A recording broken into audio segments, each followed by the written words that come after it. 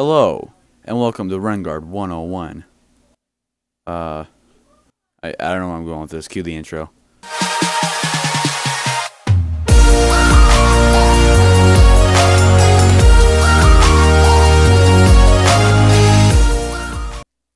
Hey guys, and welcome to a new series on my channel called Champion 101. And it's essentially just a rundown of any champion from the League of Legends roster. I pick them out, and I'll do a little spotlight on them. I'll do their skins, their certain build path, my own build path, and their abilities, of course, because how could you just talk about them without their abilities? But and of course, I'm going to rage about OP champions because that's the main point of this. But also do rundowns and say if they're good, if they're essential in certain parts of team fights. And yeah, still rage a lot because it's probably what you guys like a lot.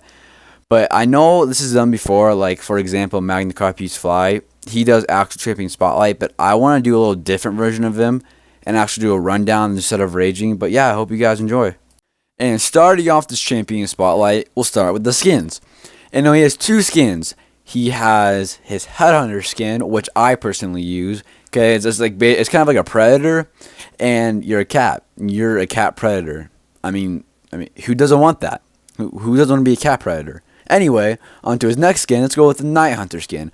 Now this one is pretty cool. I do see it more than the Headhunter skin, and I do see why. But no, these two skins aren't really game changing as in particle wise, and they don't add that much of a difference besides when you ult. And no, I do hope he has another skin coming out later with more particle effects. But other than that, he has two decent, okay skins. And yeah, now it's on to his build path. And with this build path, I've always used this one, and it's a one-shot build path, and I've always used it.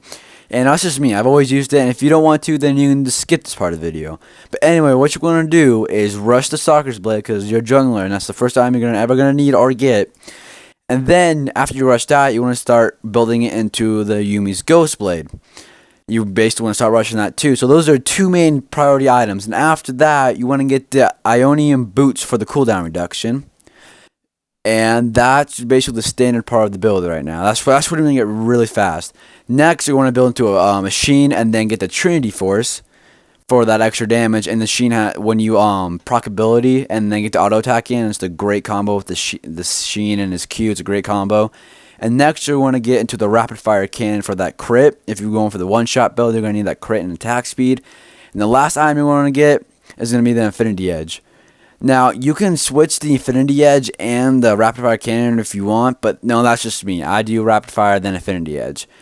Now people have done AP Rengar, but it's more of like a troll thing, like I don't know, like AP Mastery, like it was kind of like that, but it's not that overpowered. So just don't do it, and just don't try this. And yeah, you can do it to troll, but don't do it for a rank game. Please don't. Rengar's passive is Unseen Predator.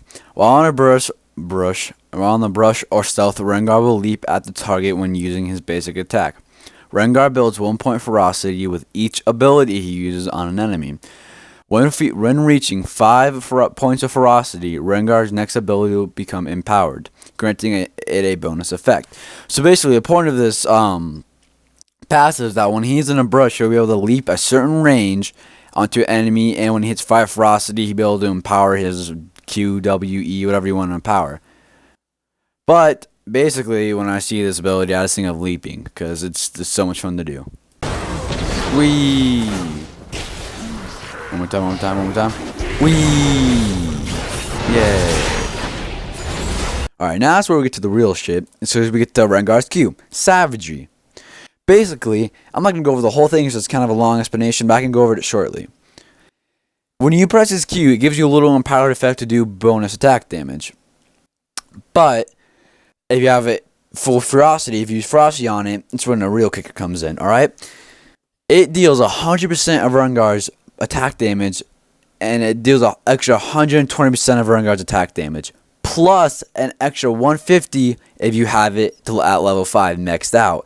And then that's not even the worst part. His attack speed gets boosted by 130% for 3 seconds, and then at that 3 seconds, also he gets another 20% of attack damage for 5 seconds. And this scales with his level. So if you're level 18 and everyone else is level 14, you just destroy everyone. You literally you press Q on the squishiest person on that team, and their history. They are gone. They are dead. They are. It's bad. It is bad.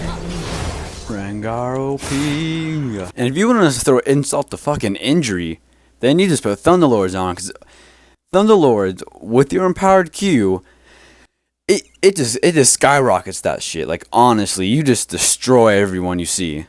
Like, just what the fuck is this damage? Now on the Rengar's W, Battle Roar. And, you know, this is an okay ability depending on which way you're using it. If you're using it for 80, then it's okay. It does not that much damage if you're using 80. And Ferocity, when you get to 5 Ferocity, the heal is pretty decent, I'm not going to lie. It's not extremely overpowered, but it's not underpowered. It's a tiny bit above average. It's a pretty good heal, nothing bad about it.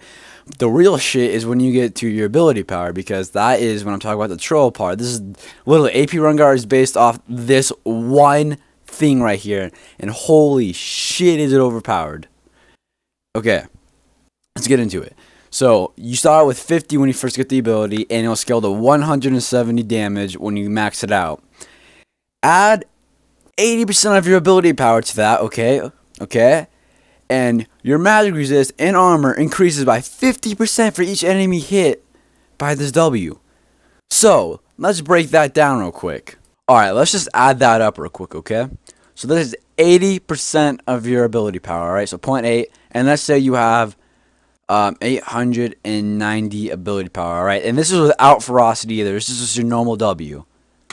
You get 712, alright? And then let's add, what is it? Let's add that 170 you get after maxing it out. So that's 882, okay? That's 882 damage you get from 1W. But then Ferocity, you get that 80% of ability power automatically. You get, with the full Ferocity, you get an extra 80% ability power. So let's add another ability power. So that's 890 again. So in 2W bursts, which is about, I don't know, a second or two, you can get off over 1700 fucking damage. Like, holy shit! Rengar fucking the leader from the game. Look at that! Alright, moving on to his E, it is Bullet Strike. Now, there's really nothing special about this ability. It's a skill shot ability.